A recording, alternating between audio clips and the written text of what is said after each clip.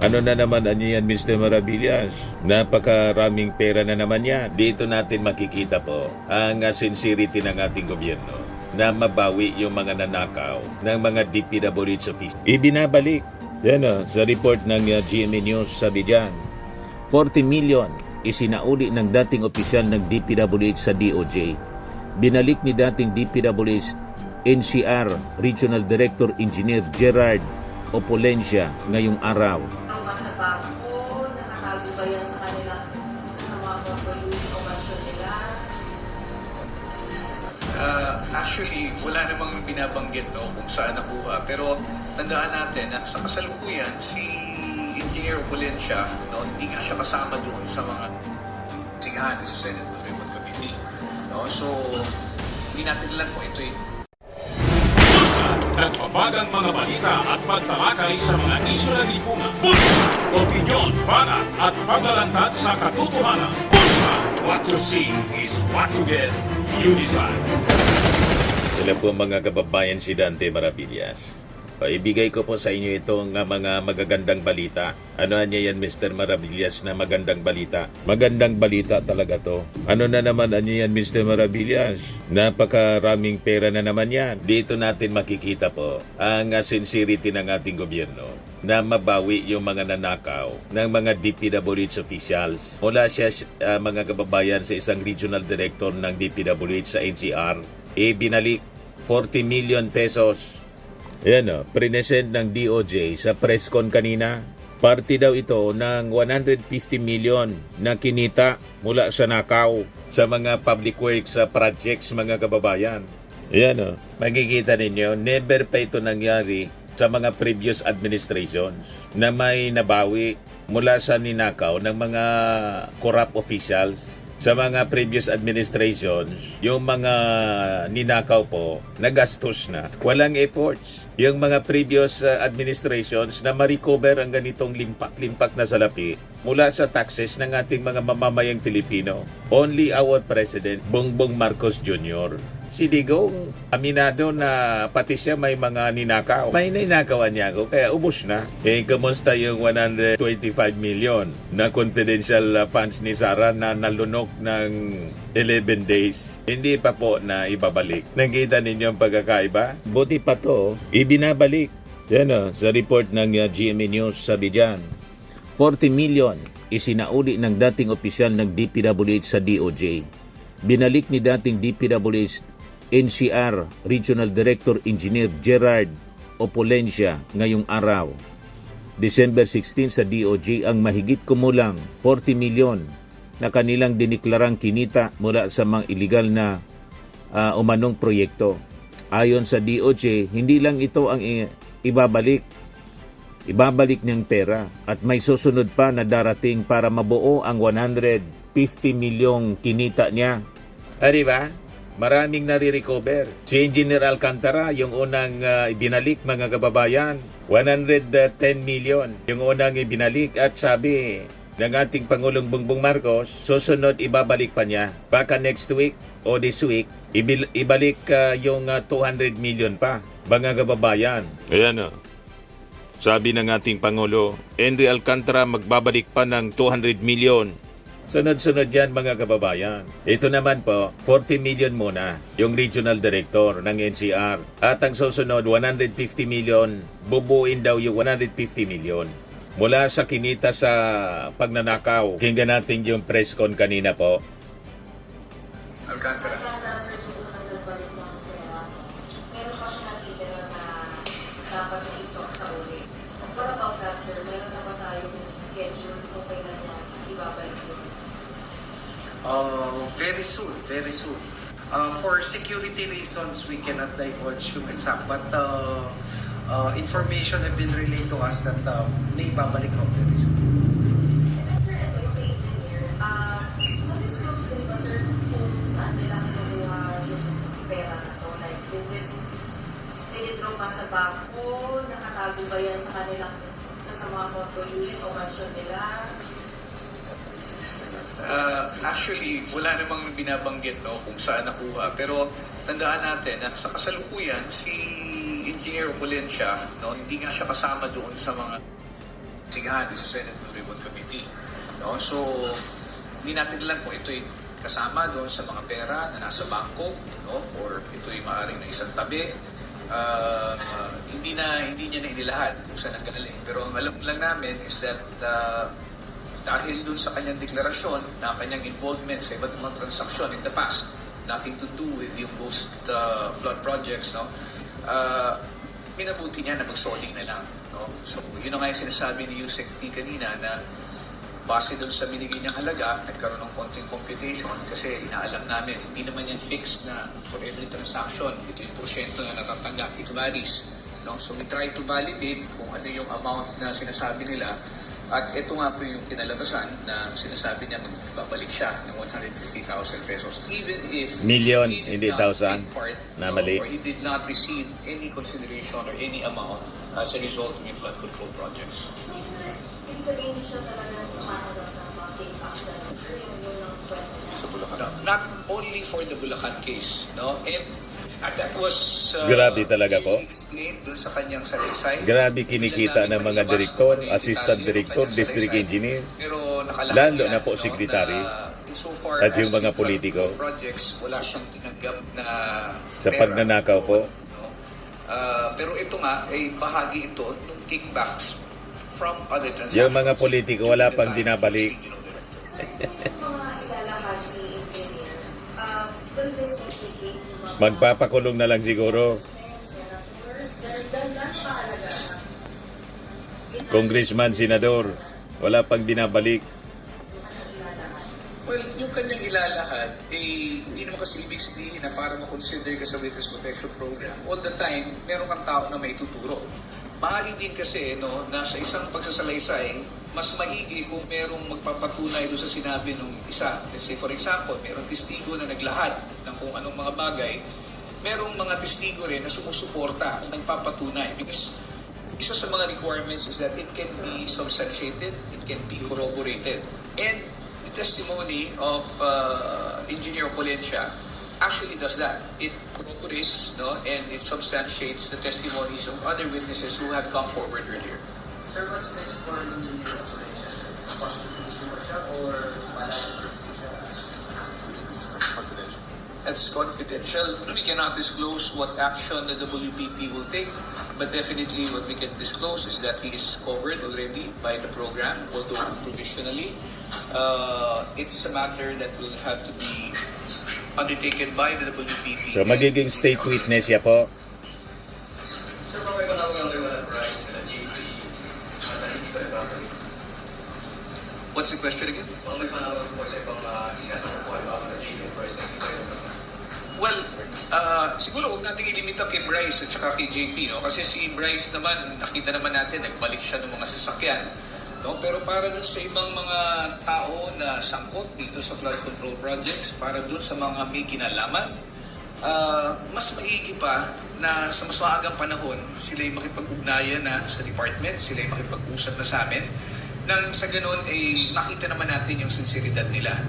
Hindi ibig sabihin na lahat ng taong babalik o lalapit sa WPP ay magsasauli ng pera.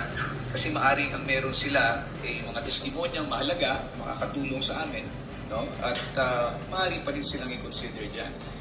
Pero para dun sa iba na may mga kinalaman, ang aming mensahe lang siguro is gusto nating ibalik sa tao kung ano yung para sa tao, para sa publiko. Sabihin man nila na maliit na halaga ito kumpara dun sa mga pag-uusapang bilyong-bilyong piso, no? Pero mas maigi na kahit papano, paunti-unti may balik natin kaysa hintayin pa natin mawala ito. At ito'y maitago, may waldas, magastos.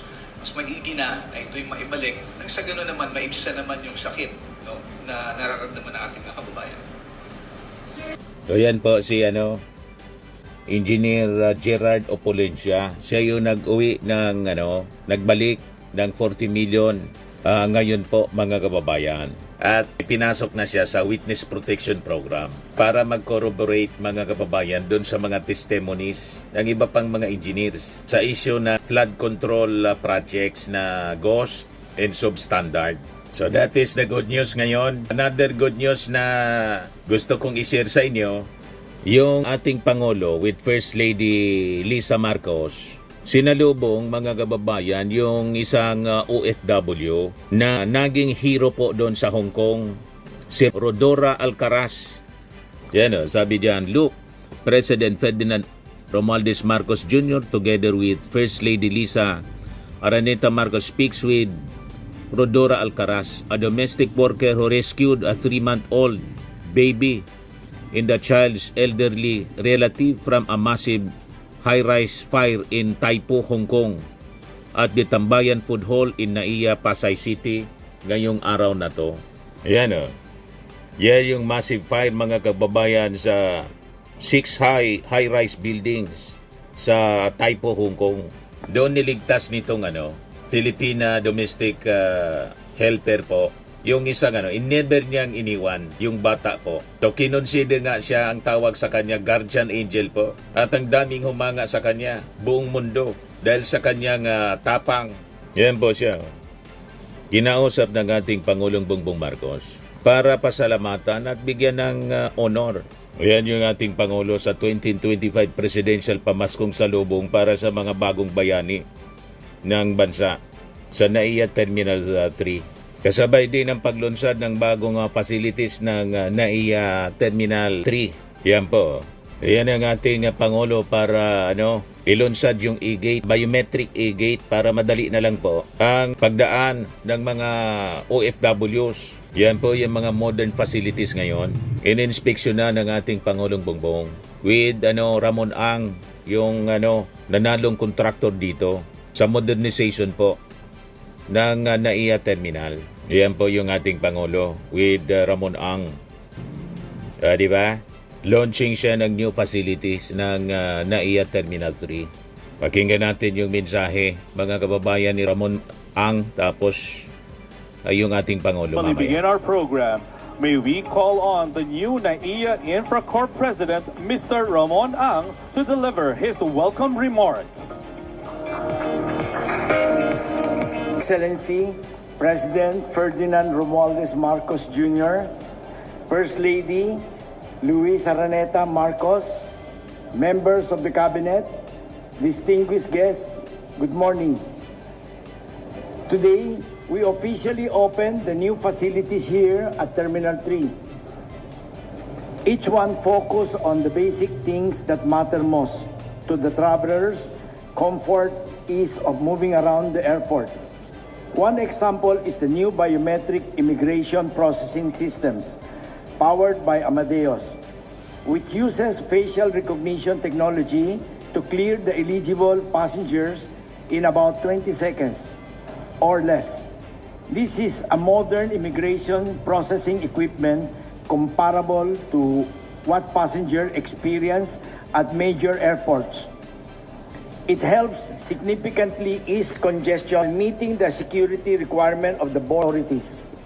These biometric systems was delivered and fully funded by NNIC, allowing it to be rolled out without delay.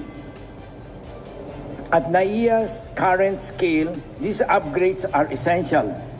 In 1 year period, since took over September 2024, NAIA handled about 51.7 million passengers, an increase of about 3 million passengers, over 6% compared to the same period prior to the handover. When you are serving that many people, moving them efficiently is one important job. That's why we are also improving what passengers experience between flights. All Filipino Food Hall, which we call Tambayan, brings together homegrown brands and regional dishes from across the country. For some travelers, this will be their first taste of Filipino food. For others, it may be their last before leaving the country. Either way, it's a chance to share something distinctly Filipino.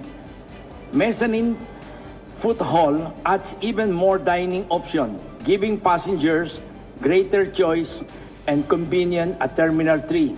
We are also opening the dignitary halls designed to provide a more appropriate and welcoming setting for official guests.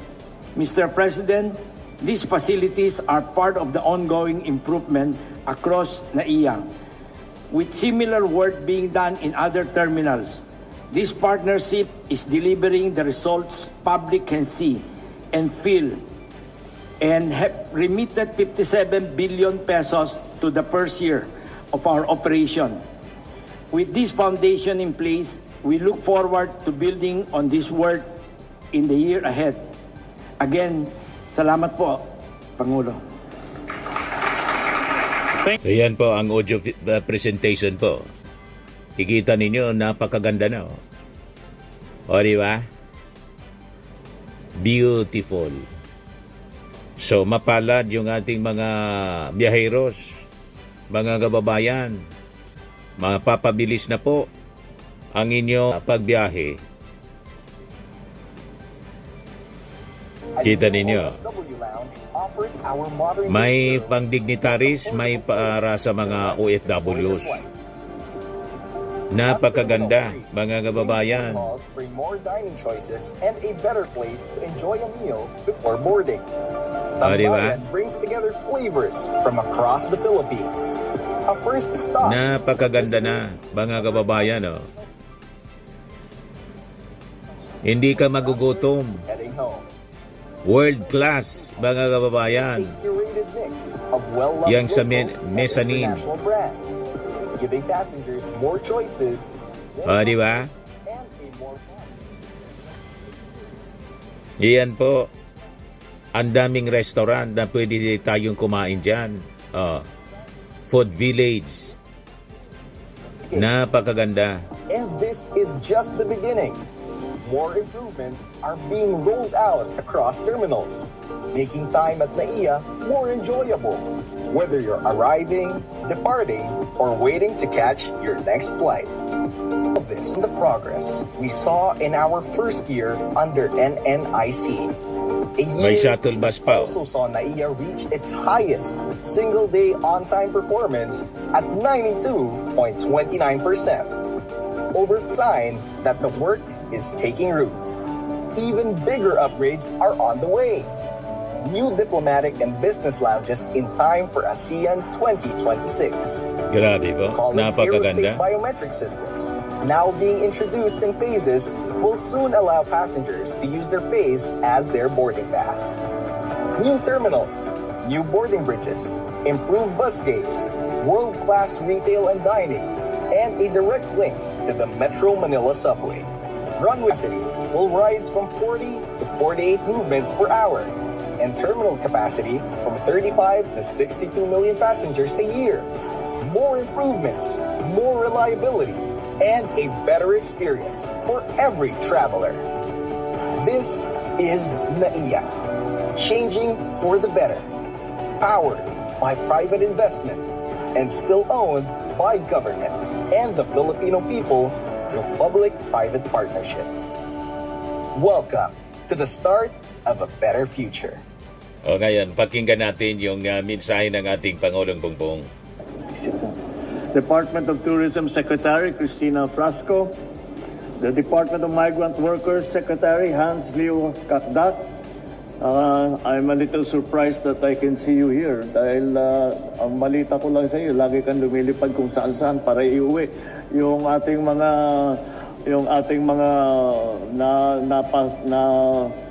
nalagay sa peligro na mga OFW. So welcome home.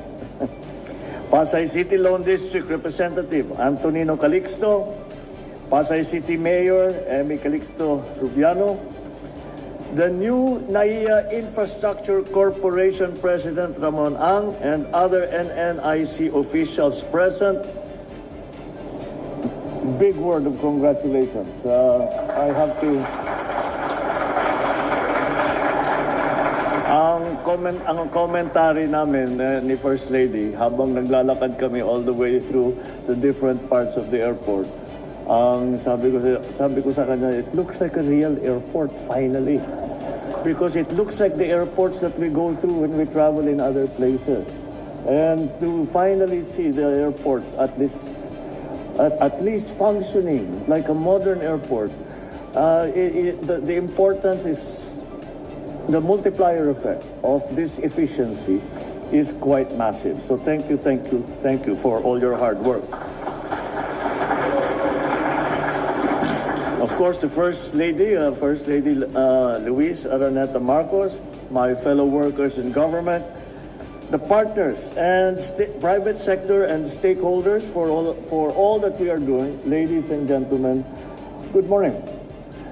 Over a year ago, the new NAIA Infracorp, or NNIC, took on the responsibility of rehabilitating and managing our primary gateway. The goal was clear: transform the Manila International Airport into an airport that works always with the passengers in mind.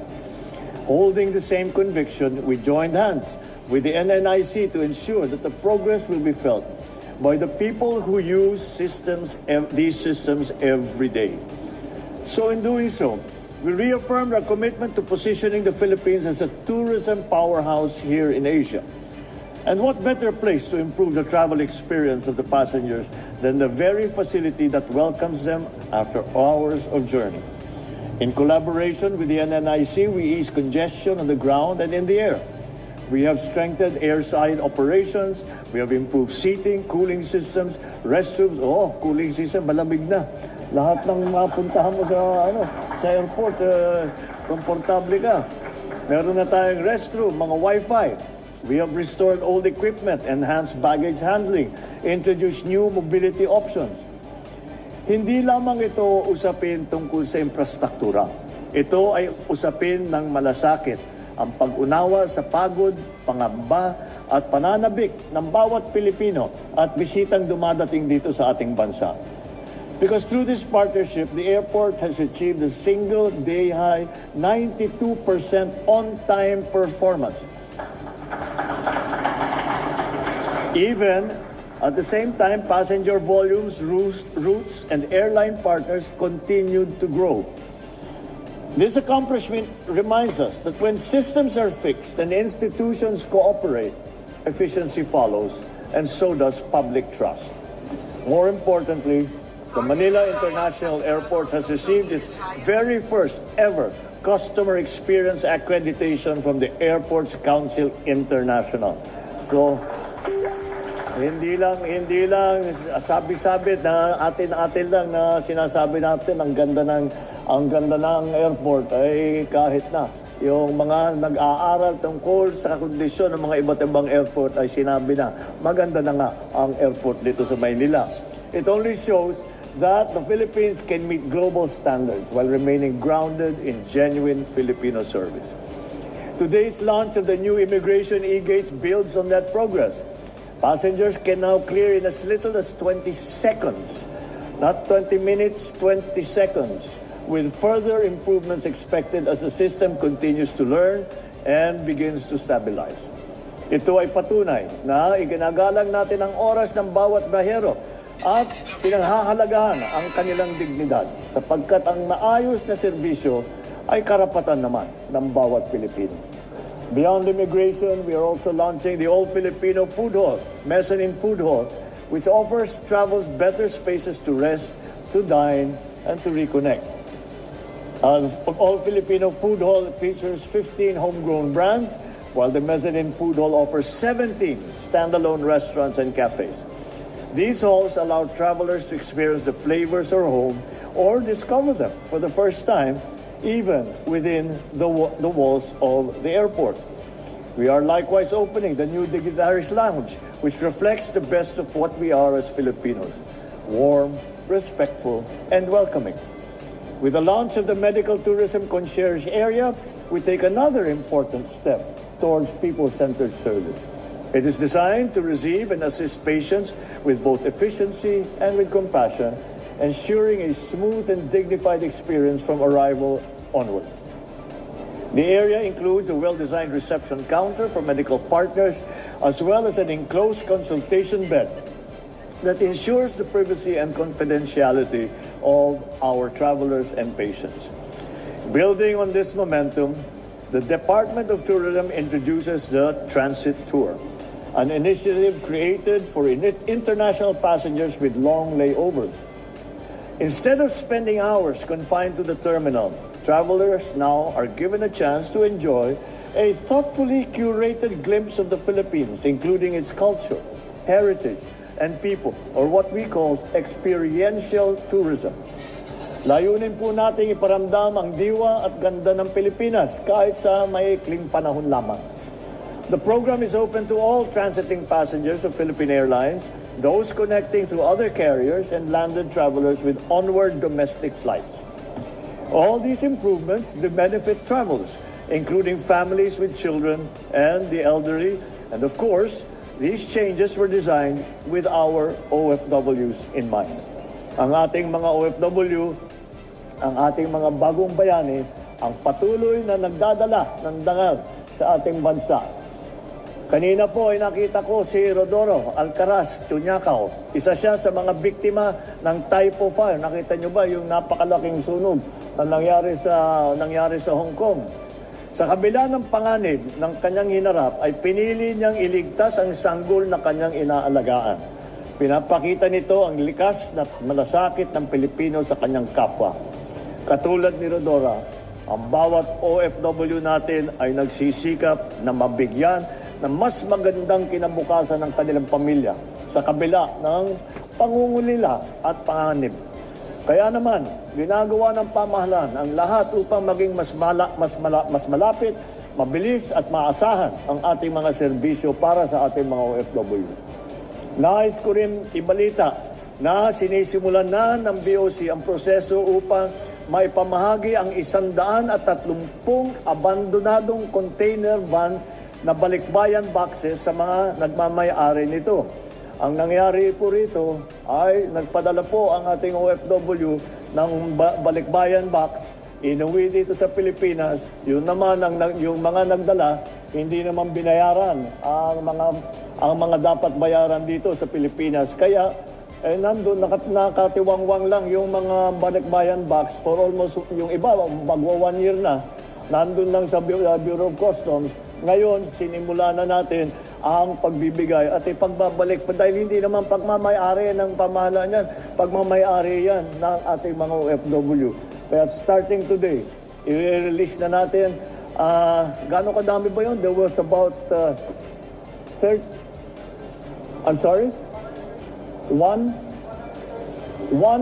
more or less 130,000 balikbayan boxes na nakatenga lang dyan, nag-aantay, hindi alam ang gagawin. Now, we will send them back to their owners. Pipilitin natin. Yung mga iba rito, pinadala para pang Christmas gift nung nakaraang taon. Kaya sa wakas, pipilitin natin matanggap naman nila bago dumating naman ang Pasko. Mga kababayan, sinasalamin ng mga reformang ito ang kaya nating gawin kung patuloy na magtutulungan ang pamahalaan, ang pribadong sektor at para sa pagpapabuti ng ating serbisyo para sa mga Pilipino. May these efforts inspire deeper collaboration among stakeholders, stronger institutions across all sectors, and developments that place people at the center of governance. Maraming salamat at mabuhay ang sambayanang Pilipino, mabuhay ang bagong Pilipinas. Diba? Nakakatawa ang ginagawa ng ating Pangulong Bongbong Marcos. Tapos sabihin ni Sara, yung ating Pangulo daw wala mang ginawa para maayos yung ating bansa. May ganon mga kababayan. Kaya pakiusap natin sa ating mga Marcos supporters, Marcos loyalists, pag ganitong mga kwento po, mga balita, i-share po ninyo. Yan man lang ang pwede ninyong itulong po para masupalpal natin yung mga paninira ng mga DDS vloggers at yung kampo ng mga Duterte na walang ginawa kundi manira sa ating gobyerno, sa Marcos administration po. Okay pa? Ayan man lang po ang ating short video ngayon. At so lagi nating tatandaan mga kababayan sa buhay, you become what you believe. Ako po si Dante Maravillas. Bye-bye. God bless. Firmax Firming and Lifting Cream, pinapahid po sa mga pulses in affected area. Mainam po sa paninigas ng mga kaso-kasuan. Ito naman po, Automax Radiant Serum. Sa mukha naman yung application, anti-aging po siya. You will look 10 years younger than your age. Sa mga cancer patients naman po, baka lang gusto ninyo itong itry. Neng siya red mixed fruit drink. Hindi mo po siya gamot, food supplement siya. Kaya lang, gawa siya mga kababayan sa goji berry. Yung goji berry may anti-cancer properties. O ngayon, yung mga inquiries ninyo, dumiritso na lang kayo sa aming messenger sa Facebook para masagot namin agad. Ayos pa? Ayos na ayos niya, Mr. Maravilla. Sa mga nagana po ng malinis and spacious fitness gym, pumunta lang po kayo sa aming Colossal Fitness Gym. May Grab car rental din po kami. But anyway, ito po pala yung aming bagong product na binibenta online. I am worldwide amazing pure organic barley powdered drink mix from Australia. Negosyo to ng aking anak na architect entrepreneur Riz Maravillas. Ayan po.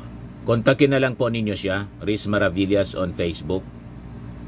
Ang mga health benefits niya, boost immunity, improves digestion, enhance energy levels, packed with antioxidants, prevent cancer. Ito naman po yung bago naming product na binibenta online.